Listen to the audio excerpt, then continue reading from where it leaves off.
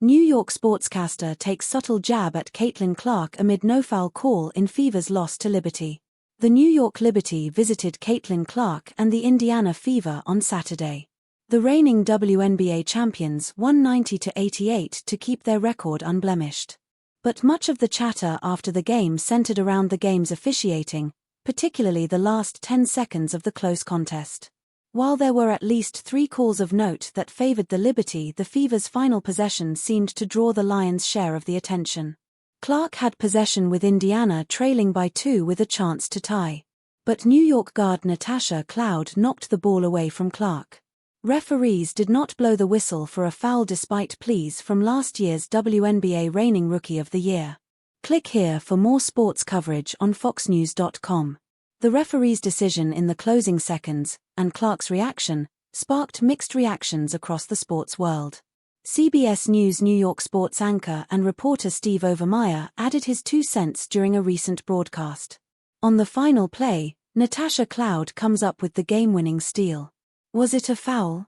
Take a closer look, Overmyer said as a replay of the moment was shown on the broadcast.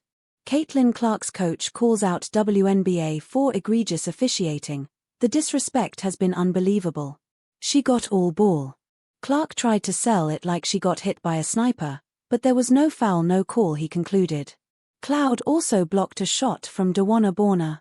Some observers argued Cloud made contact with Borner, not just the ball on the play. However, officials did not call a foul on the play. Indiana head coach Stephanie White took issue with Saturday's officiating. She described the non-call on Borner's shot attempt egregious. "I thought it was egregious, honestly. I thought it was obvious," White said. Elsewhere, Fever guard Lexi Hull was whistled for a foul against New York's Sabrina Ionescu.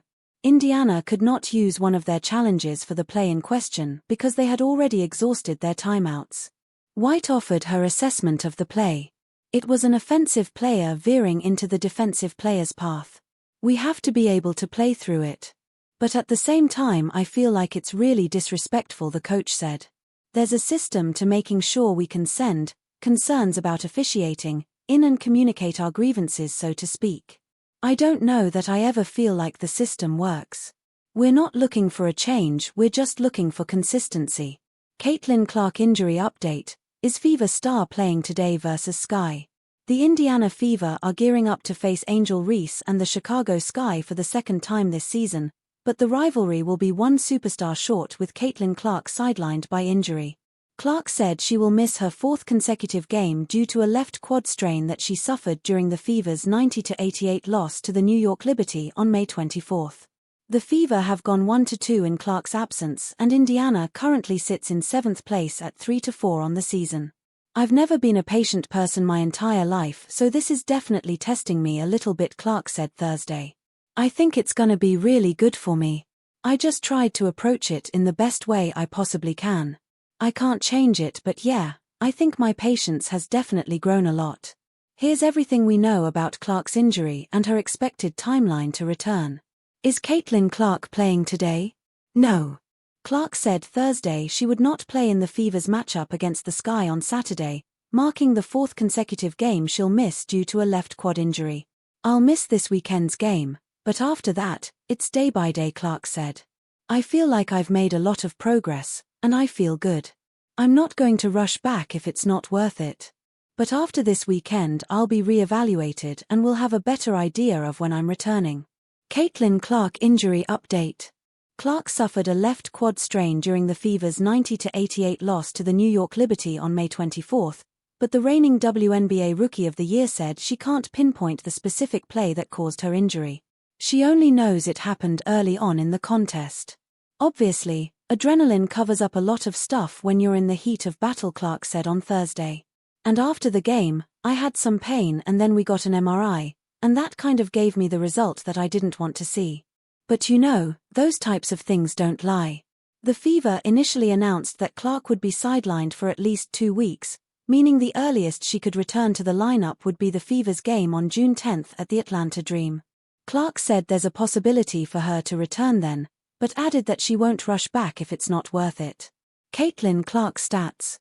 Clark leads the WNBA in assists per game to start the 2025 season. Here's a look at the 2024 Rookie of the Year's full stats. Is Sky vs. Fever a rivalry? Fans at a packed United Center think so. It's good for basketball. Chicago. The Chicago Sky-Indiana Fever matchup Saturday night marked the first WNBA game played at the United Center in its 31-year history. Fans wanted to see the teams play. A franchise record 19,496 attended, but do they see them as rivals? The opinions of spectators aligned at the home of the Bulls. I wish Caitlin Clark was playing so it could have been even more fun, Sky fan Charles Mitchell said of the Fever star, who missed the game because of injury. But yeah, it's definitely a rivalry. Undoubtedly, the popularity of Sky Fever games stems from fans of Angel Reese and Clark, whose personal rivalry dates to their college years with LSU and Iowa, respectively. The two have brought a record-setting amount of eyes to the matchups and the WNBA as a whole. Before the 2024 draft, though, Sky vs. Fever was seen as just a game. Not until Angel and Caitlin came there, Mitchell said. That's when the rivalry came for me. Since the 2023 National Championship game with the Wave, it certainly creates animosity as a rival, said Dave Connor, an Iowa native sporting Clark's college jersey. They're both playing their part in terms of energy in the game, and that's just what good players do. United Center fans admitted that there is an eagerness to watch Sky Fever games over other teams. Clark's absence lowered prices for Saturday's game, but fans were eager for the matchup. When I see a rival like this, you got to pick a side, said Priscilla Torres, wearing a soon-to-be-retired Candace Parker jersey. We need more rivalry. I feel like it makes for good entertainment. Added Fever fan Holly Salinas, I prioritize getting really good seats for this game. I think the young stars have impacted the league in a way that former athletes weren't able to. I'm proud as a WNBA supporter, and a woman in general, to say that we are now filling up the United Center as we should have been for years. The numbers align with this stance. The first Sky Fever matchup in Indianapolis was the most viewed WNBA game on ESPN platforms, bringing in an average of 2.7 million viewers. Their remaining 3 matchups this season will be played in the city's NBA stadiums. The Fever and Pacers share Gainbridge Fieldhouse to account for the high demand. All 3 will be aired nationally on CBS, ABC, or ION networks. The question of the team's rivalry status is not confirmed, but recent events point to the answer being a yes. Is it better for the WNBA to lean into the rivalry discussion?